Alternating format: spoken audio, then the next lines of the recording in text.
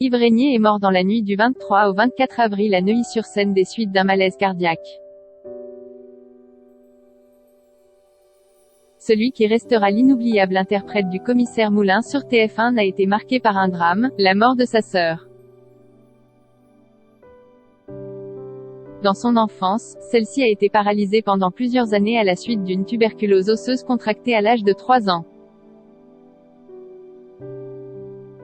Avec le temps, elle était parvenue à marcher à nouveau, mais son destin fut terrible.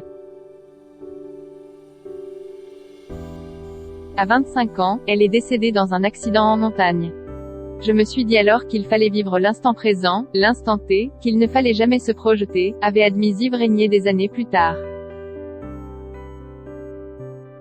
Comment se construire après un tel drame? Celui qui est devenu papa de 4 enfants décide alors d'aller de l'avant, de vivre les choses pleinement et comme il l'entend.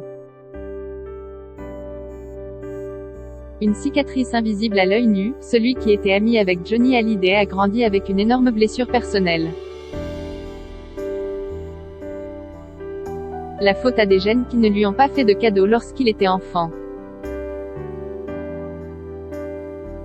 Gamin, j'avais la figure pleine d'acné, ce sont des choses qui vous atteignent et qui vous empêchent d'avoir pleinement confiance en vous, des cicatrices invisibles à l'œil nu, mais indélébiles dans le cœur, avait-il confié, comme Gala le rappelle dans son nouveau numéro disponible ce jeudi 29 avril.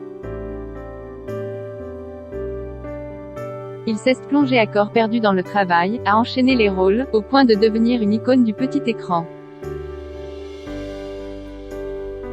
Une popularité qui a pu lui permettre de guérir bien des maux.